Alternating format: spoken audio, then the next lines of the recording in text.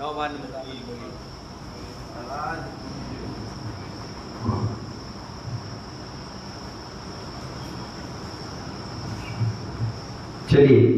हम सभी लोग 31 जुलाई का सुप्रभात का सभी को बहुत बहुत मंगल आशीर्वाद। और हम सभी लोग आज चतुर्दशी है, कोई 13 मांग रहा है, कोई 14 मांग रहा है, दो तिथि एक साथ हो गई, इसलिए अपन चतुर्दशी के दिन आज हम दोनों मुनिराज का 13वां उपवास चल रहा है।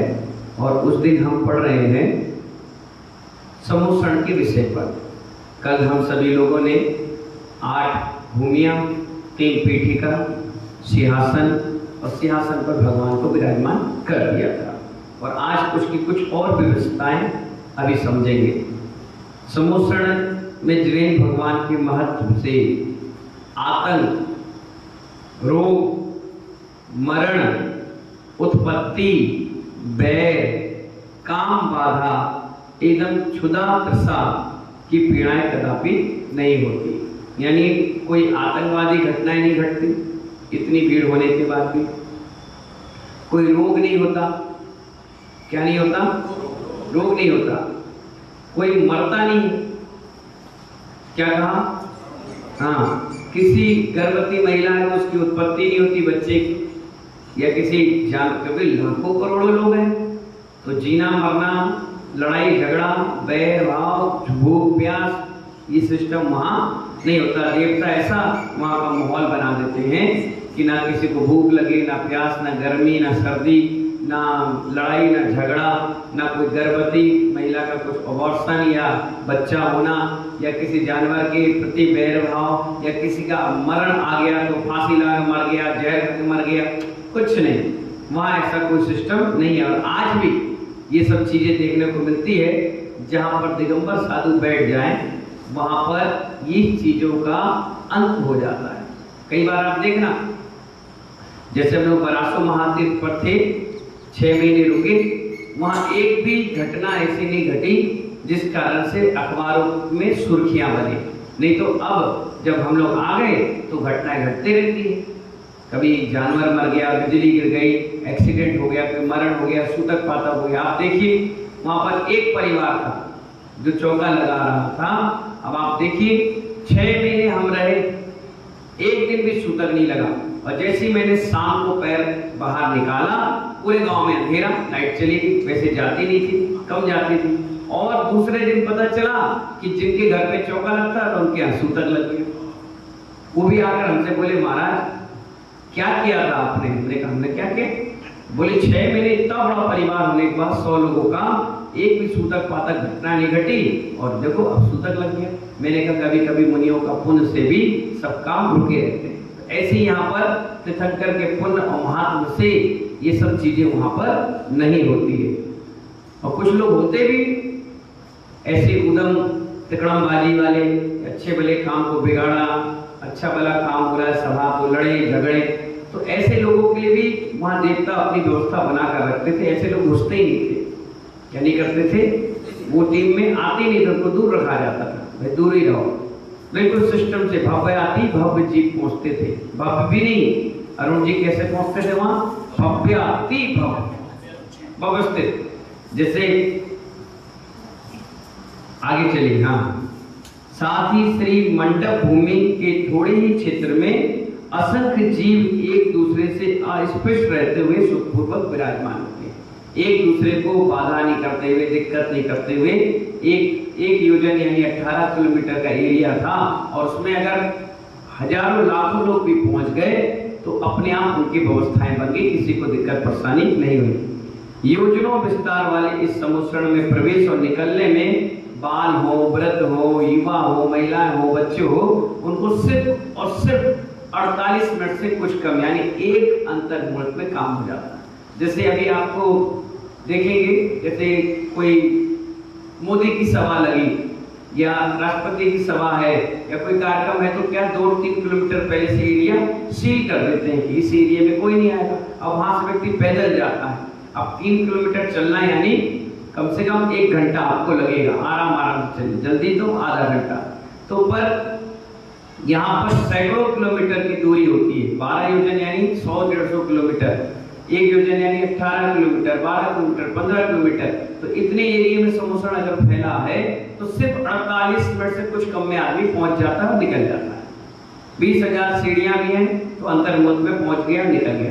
किसी को थकावट नहीं, किसी को दिक्कत और परेशानियां नहीं, और आदमी खुश होकर के रहता है। कहने का मतलब ये कि तीर्थंकर भगवान के पुण्य के कारण ही ये सारी व्यवस्थाएं चलती है। पुण्य अगर नहीं है तो कुछ नहीं है, और पुण्य है तो सब कुछ है। चलिए, इस प्रकार से समोसण का चैप्टर समाप्त। अब आ गया 8 महाप्रातिहार। क्या आ गया? अब जो प्रातिहार है, छत्र, चमर, भामंडल, अपन चढ़ाते हैं, बोलियां लेते हैं, अब एक बार उसको समझ लीजिए कि वो होते क्या है। क्या? 8 प्रातिहार के बारे में। ठीक है। तीर्थंकर परमात्मा को जब केवल ज्ञान हो जाता है तब से चारों निकायों के देव उनकी सेवा में निरंतर आते रहते हैं। देशना के समय सुवर्ण, रजत एवं मणि रत्न से युक्त 3 पीठिका वाले समोसण में 8 महाप्रातिहार होते हैं, जो केवल ज्ञान उत्पत्ति के बाद सतत साथ रहते हैं। जब तक मोक्ष नहीं गए, जब तक वो साथ में रहते हैं। प्रातिहार तीर्थंकर भगवान की पहचान एवं विशेष चिन्ह होते हैं। जो तीर्थंकर होते हैं उनके साथ 8 प्रातिहार होते हैं। इसलिए बिना छत्र, चमर, भामंडल, सिंहासन के हम कोई भी प्रतिमा मंदिर में विराजमान नहीं करते, और जिसमें करते हैं तो प्रातिहार की कमी है तो ये समाज के अंदर भी वैभव की कमी आ जाती है। ठीक है। तीर्थंकर परमात्मा के अतिरिक्त अन्य किसी प्राणी को नहीं होते। तुम चाहोगे इनको उनको लगा दो, नहीं, उनकी महिमा है। अब जो व्यवस्था राष्ट्रपति, प्रधानमंत्री, मुख्यमंत्री की है वो पार्षद को मिलने लग गया, तो पार्षद और मुख्यमंत्री में क्या फर्क रहेगा? समझ रहे हो? प्रातिहारों की संख्या 8 होती है। कितनी? 8। इन प्रातिहारों को धारण करने की अर्हता जिसमें होती है वे ही अरहंत कहलाते हैं। अरहंत शब्द की व्याख्या इसी आधार पर की जाती है। प्रत्येक तीर्थंकर इन 8 प्रातिहारों से संकलित होते हैं। ये प्रतिहार तीर्थंकर परमात्मा के महिमा बोधक चिन्ह के रूप में माने जाते हैं, उनके महिमा का गुणगान करते हैं। प्रातिहार की शब्दिक रचना से ये भी तथ्य स्पष्ट होता है, वो गाथा है। इनकी व्याख्या के अनुसार देवों द्वारा नियुक्त प्रातिहार सेवक का कार्य करने वाले देवता को अरहंत के प्रतिहार कहते हैं, और उनके द्वारा भक्ति हेतु अशोक वृक्ष प्रातिहार। पहला प्रातिहार का नाम है अशोक वृक्ष। क्या है? प्रातिहार 8 कहे गए हैं। ये प्रातिहारों की तरह तीर्थंकरों के सदैव साथ रहने के कारण प्रातिहार कहलाते हैं। हमेशा 24 घंटे इस साथ रहते हैं। 8 महाप्रातिहार इस प्रकार है। पहला है अशोक वृक्ष, लिख लीजिए। क्या? हाँ। दूसरा है सिंहासन। दूसरा क्या है? तीसरा है भामंडल। तीसरा क्या है? चौथा है 3 छत्र। छत्र बोलते हैं ना, त्रय। कितने छत्र? 5वां है चमर। 6वां है सुर पुष्प वृष्टि। सुर पुष्प वृष्टि। 7वां है दुमदुमी, और 8वां है दिव्य ध्वनि। तीर्थंकर की वाणी भी एक प्रातिहार है। इस प्रकार ये क्या है? जोर से बोलिए मास्टर साहब। क्या है ये? पहला क्या है?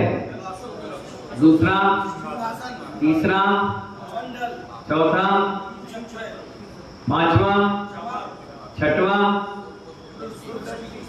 7वां दुमदुमी, और 8वां दिव्य ध्वनि। ठीक है ना? 8 याद हो गए? कल पूछेंगे हम। पहले अशोक वृक्ष के बारे में समझिए। जो तीर्थंकर जिस स्थान पर केवल ज्ञान लेते हैं, जिस स्थान पर, वहां पर एक वृक्ष की स्थापना की जाती है। उस वृक्ष का नाम ही अशोक वृक्ष है। क्या है? अब वो आम के वृक्ष के नीचे बैठे, चाहे इमली, चाहे जामुन, चाहे अमरूद, कोई भी पेड़ हो, उससे उनको कोई मतलब नहीं। उसका नाम अशोक वृक्ष है। क्या है? हाँ। जिसके नीचे वो बैठ गए वो वृक्ष अशोक वृक्ष बन गया। जिसके नीचे जाते ही व्यक्ति शोक रहित हो जाए, उसका नाम क्या होता है अरुण जी? अशोक वृक्ष। बहुत बढ़िया। सम्मोहन में विराजित तीर्थंकर भगवान के सिंहासन पर अशोक वृक्ष शोभामान होता है। सिंहासन के जस्ट पीछे यह वृक्ष वनस्पति काय न होकर पार्थिव और देव रचित द्वारा होता है। किसके द्वारा रहता है? ये देवता इसको रचित करते हैं। ये उगता नहीं है, ना इसके पत्ते सूखे होते हैं, ना इसमें फल लगते हैं, ना ये टपकता है, ना गंदा होता है, ना कीड़े मकोड़े, कुछ नहीं। ये देवता द्वारा सुंदर बनाया जाता है ना? जैसा भी होता होगा वो अच्छा होता होगा। शोक रहित तीर्थंकर के मस्तक पर रहने के कारण ये अशोक वृक्ष कहलाता है। शोक रहित है और मस्तक पे है तो अशोक वृक्ष। तीर्थंकर का सानिध्य पाने वाले सभी जीव शोक रहित हो जाते हैं, इसीलिए इसे अशोक वृक्ष कहते हैं। क्या कहते हैं? अशोक वृक्ष कहते हैं। तीर्थंकर भगवान जिन जिन वृक्ष के नीचे दीक्षा धारण करते हैं, क्या कहा? हाँ, जिस पेड़ के नीचे दीक्षा धारण करते हैं वही उनका अशोक वृक्ष होता है। केवल ज्ञान के दिन वही वृक्ष उनके पीछे आ जाता है। तीर्थंकर 24 तीर्थंकर के अशोक वृक्ष अलग अलग नाम के हैं। नाम हालांकि एक ही है, क्या? अशोक वृक्ष, लेकिन वो पेड़ अलग अलग थे। तो उसमें से पहला नाम है वट। कौन सा? अगर कोई व्यक्ति गार्डन बनाए, सोसाइटी डेवलपमेंट करे, कहीं गार्डन मतलब उद्यान बनाए, कहीं वृक्षारोपण करे, तो इन्हीं पेड़ों को करना चाहिए। तीर्थंकर की पहचान दिलाते हैं अशोक वृक्ष की। किसकी? हमें याद आएगा वट वृक्ष। इसमें भैया हमारे ये तीर्थंकर दीक्षा लिए थे और केवल ज्ञान के बाद उनका अशोक वृक्ष है। उसके नीचे तुम बैठोगे तो एक अलग एनर्जी आएगी, उनका ध्यान करोगे। ये ध्यान के विषय है। जब आप बंद करो तो अशोक वृक्ष दिखे हरा भरा, उसके नीचे दीक्षा हो रही है, तो आपका भी ध्यान अच्छा लगेगा। सप्तपर्ण, कौन सा वृक्ष? हाँ, जिसे आप साल नहीं, साल अलग, सप्तपर्ण अलग है। दूसरा है साल, तीसरा है साल। साल का वृक्ष होता है ना, साल को सागौन भी तो बोलते हैं। चौथा है सरल, चीड़, चीड़ की लकड़ी होती है ना। प्रियंकु, प्रियंकु 1 2 3 4 5, पांचवें नंबर प्रियंकु। 36वां है शिरीष, शीशम। अब इसमें संस्कृत में भाषा में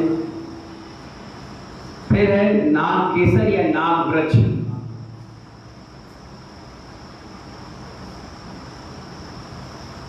ये नाग वृक्ष, नाग केसर मेरे ख्याल से चंदन वृक्ष होगा। नाग उसमें लपेटे तो अलग है, अलग होती है, अलग होगा। इसके बाद है साल, साल वो भी साल है, दूसरा साल ये भी है। 2 प्रकार के होते होंगे, जंगली देसी होगा। पहेड़ा, हाँ, इसके नीचे भी तीर्थंकर ने दीक्षा ली, इसलिए तो औषधि के रूप में उपयोग होता है। या उसको अच्छ बोलो या बहेड़ा बोलो, एक ही। पलाश, पलाश का पेड़ होता है। तेंदू, जिससे बीड़ी पत्ते बनते हैं, तेंदू का वृक्ष। अब आप सोच लीजिए तीर्थंकर कहाँ पेड़ के नीचे दीक्षा ली। पटाल कदम, तेंदू पटाल कदम एक ही चीज है। पीपल,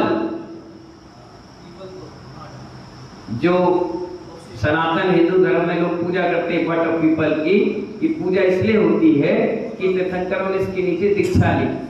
लोग एक बार तीर्थंकर की पूजा कर गए तो लोगों ने उसी की पूजा चालू कर दी। कैंथ, जिसको कहते हैं दधीपण, दधीपण नाम क्या उसका? दधीपण या कैंथ। नंदी, नंदी वृक्ष होते हैं, कुछ मिलते हैं कुछ नहीं मिलते। 18 वृक्ष अभी भारत में है, जिसमें 16 भारत में, 2 नेपाल में, बस 6 नहीं मिलते। अपर्याप्त हो गए या जानकारी नहीं मिलते होंगे। तिलक, कौन सा? तिलक। फिर आम्र, अशोक, अशोक वृक्ष भी होता है। चंपक, चंपा, दोनों एक चीज।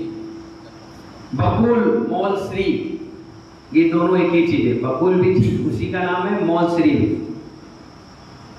मेष, भृंग या गुड़माल, गुड़माल के वृक्ष होते हैं। धव या धौ, धौ का भी वृक्ष होता है। साल, इस प्रकार ये 24 वृक्ष क्रमशः 24 तीर्थंकरों के अशोक वृक्ष है। इनकी ऊंचाई, अब आपको लगे कितनी ऊंचाई रहती है, तो ऊंचाई तीर्थंकर की ऊंचाई से 12 गुनी होती है। कितनी गुनी? कितनी? 12 गुनी। जैसे अगर मेरी हाइट 5, 5.5 है तो 12 गुनी कितनी हुई? 60 और कितनी हो गई?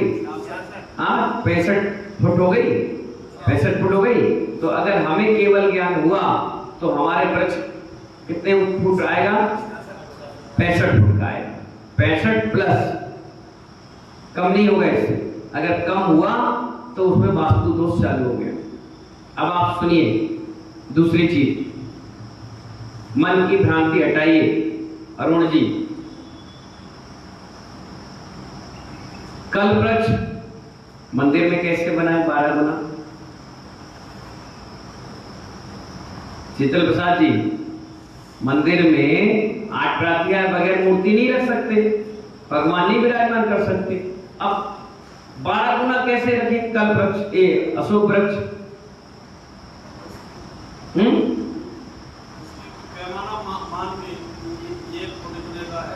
ये आपके कहने से नहीं चलेगा। आगम में कहीं का थोप दिया, कहीं का खिला दिया, कहीं का बना दिया, ऐसे नहीं काम चलता। अब 12 गुना रखिए, आप कैसे रखोगे बताओ?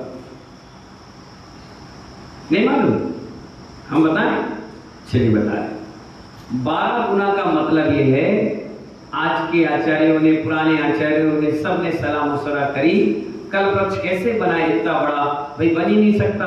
तो उन्होंने कहा जो शिखर होता है वही कल्प वृक्ष होता है, ये अशोक वृक्ष होता है। क्या होता है?